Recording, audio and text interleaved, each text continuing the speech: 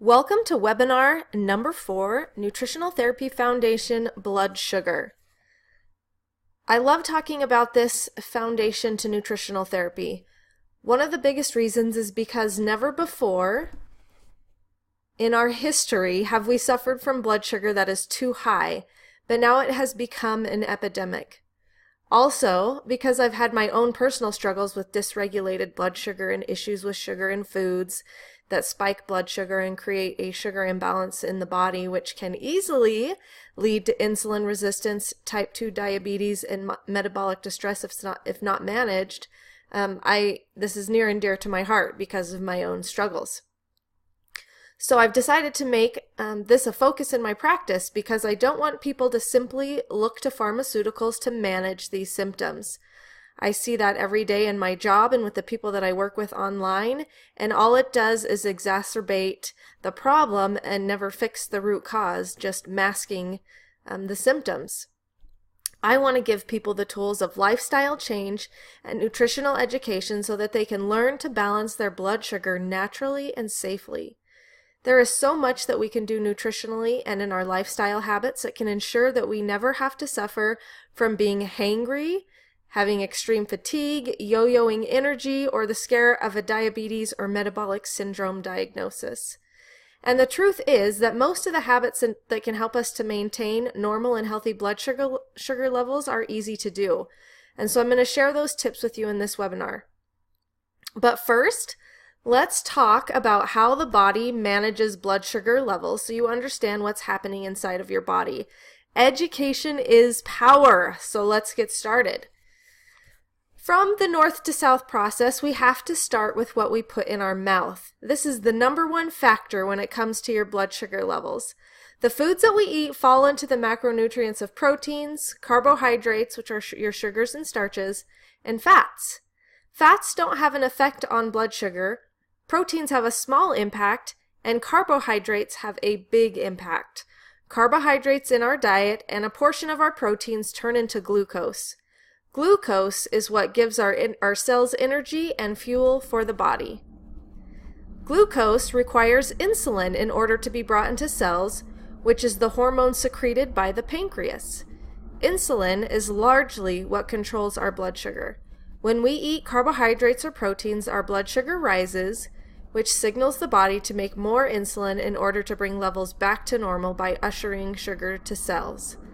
Insulin levels rise and fall in accordance with our diets and are also impacted by levels of other hormones such as cortisol. In people with diabetes, cells stop responding to insulin the way they should, and the process just described starts to fail. Either not enough insulin is being produced by the pancreas or cells are no longer responding to normal amounts of insulin. This is called insulin resistance. And you've heard me talk about that before. We don't want insulin resistance. And so now you see why a healthy and balanced diet is so important for balancing our blood sugar.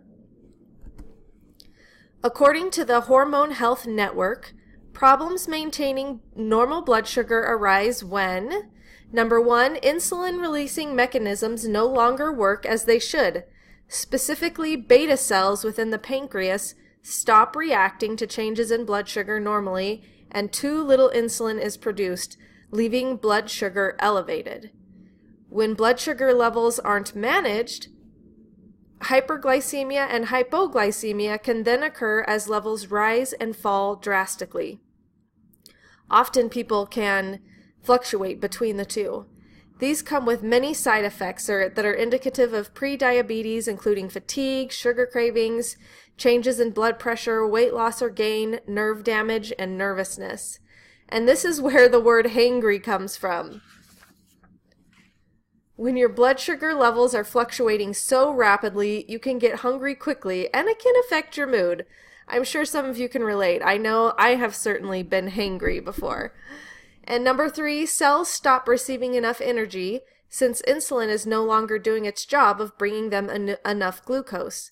At the same time, blood glucose levels can remain elevated, which damages the kidneys, heart, arteries, and nerves, which in turn affects the whole body negatively. So are you wondering if you're suffering from a blood sugar imbalance? Here are some signs to look out for. Number 1, you can see a lot of them in this image too, but fatigue or chronic fatigue syndrome, low energy levels, sugar and carb cravings, excessive thirst, weight fluctuations, increased urination, mood swings, nervousness, jitters, hangry. I love this hangry picture. A state of anger caused by a lack of food may evoke negative change in emotional state. Translation, feed me or I'll kill you. So true. Blurred or worsening vision, slow healing of skin wounds, dryness, cuts and bruises, frequent infections, heavy breathing, and trouble exercising. And there's some additional ones on this image too that I just didn't read out to you. So we'll say hello to hangry again, and then let's go on to here. So what do we do about it? Here are the tips that I promised, and I will be sure to have these in a PDF format for you guys as well. My action step challenge for you today is to pick one thing on this list and start working on it today. Most Americans suffer from some level of blood sugar dysregulation, and many have just been living with the symptoms, but they are not something to ignore, and so I hope that this is a webinar that has given you a little bit of a push, that you need to make some changes to improve your health, that you do take this seriously. The first thing that we can do is eat a whole foods, anti-inflammatory, low glycemic diet. A healthy diet is number 1 in managing blood sugar and preventing eventual disease like diabetes. You need to balance out your carbohydrates with proteins and fats and focus on getting them from real whole food sources. Eating a source of protein, fiber, and healthy fat with all of your meals can help stabilize blood sugar, especially when you consume carbs and sugar. These slow down the absorption of sugar into the bloodstream because fats don't absorb as quickly as carbohydrates. This also helps you to be able to manage your appetite and support a healthy metabolism and digestion. Some of the best protein sources for managing blood sugar include wild fish, free-range eggs, grass-fed beef, raw dairy products, and pasture-raised poultry. Some of the best healthy fat sources include virgin coconut oil, MCT oil, nuts and seeds, extra virgin olive oil, avocado, coconut oil, ghee, and grass-fed butter. These foods also improve the taste of food and aid in satiety. High fiber foods are also very important and include things like fresh veggies, whole pieces of fruit, sprouted beans or peas, and ancient grains. Some foods, especially high in fiber, are artichokes, green leafy vegetables, chia seeds, flax seeds, apples, pumpkin seeds, almonds, avocado, and sweet potatoes. In addition to the above listed foods, some other great blood sugar balancing foods to add into your diet are apple cider vinegar, cinnamon, herbal teas, fresh herbs, and spices. I even saw in the other day that they have these frozen herb cubes, like with garlic and herbs, and they look fabulous. What an easy way to put together a meal. Number 2, switch up your carbs and sweeteners. When you use an appropriate amount of natural, unrefined, ideally organic sugar sources such as those from fruit or raw honey, you are less likely to have a blood sugar spike than if you use refined sugars such as white cane sugar or refined products made with white or bleached flours. Be sure to check ingredient labels and get familiar with all the different names of sugar since it can be listed several times on one label just using different names. It's one of the sneaky tricks that manufacturers have. So as a general rule, skip anything made with refined flour and added sugars. Instead, choose natural sweeteners as described above and including organic stevia, dates, pure maple syrup, or blackstrap molasses. And most importantly, use them sparingly. Use just a small amount per day, such as 1 to 3 teaspoons. And when it comes to grain flour products, it's best to consume grains in their whole form whenever possible, as opposed to in flour form, which tends to spike blood sugar more.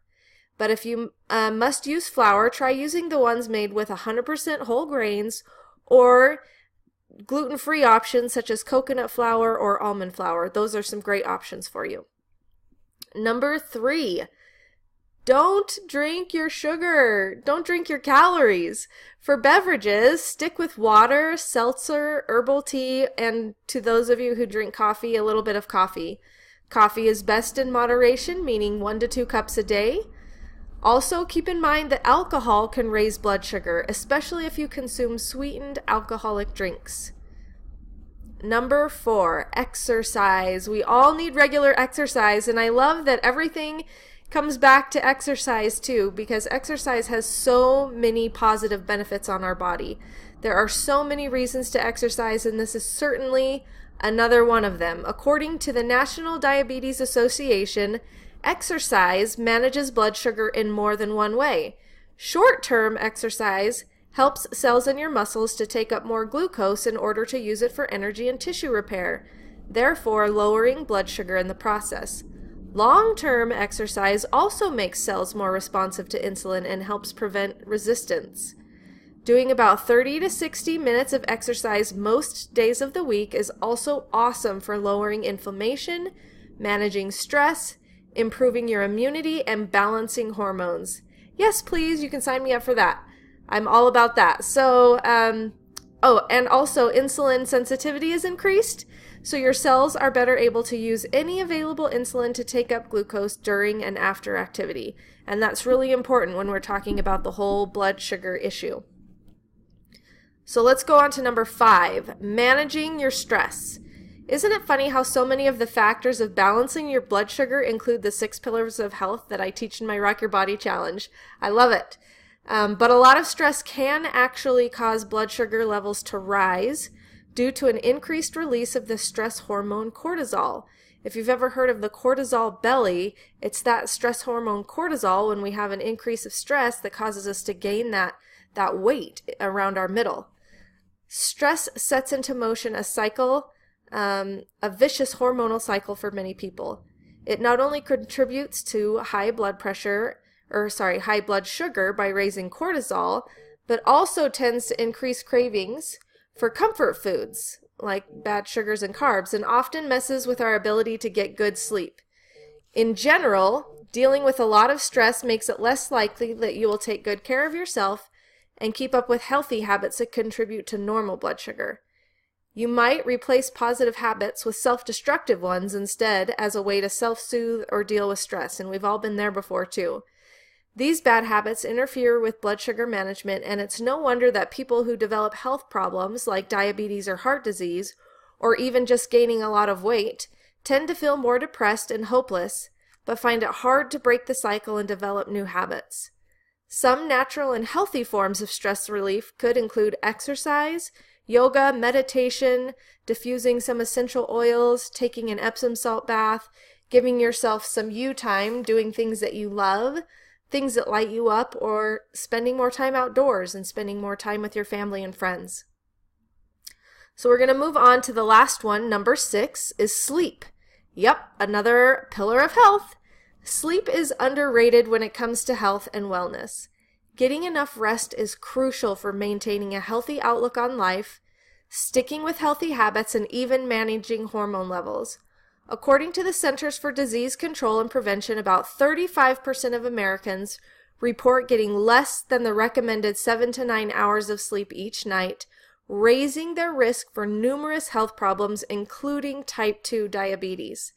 A lack of sleep can raise stress and appetite hormones like cortisol and ghrelin, making it harder to avoid sugary snacks, refined grain products, and caffeine overdose. Sleep and metabolic processes are linked in several key ways, and research shows our natural circadian rhythms can trigger high blood glucose or raise the risk for diabetes when they're disturbed. Sleeping too little, getting poor quality sleep, or sleeping at the wrong times can impair insulin secretion even if you don't change your diet. Aim to get between 7 to 9 hours of sleep per night, ideally by sticking with a normal sleep-wake schedule. I wonder where we've heard that before.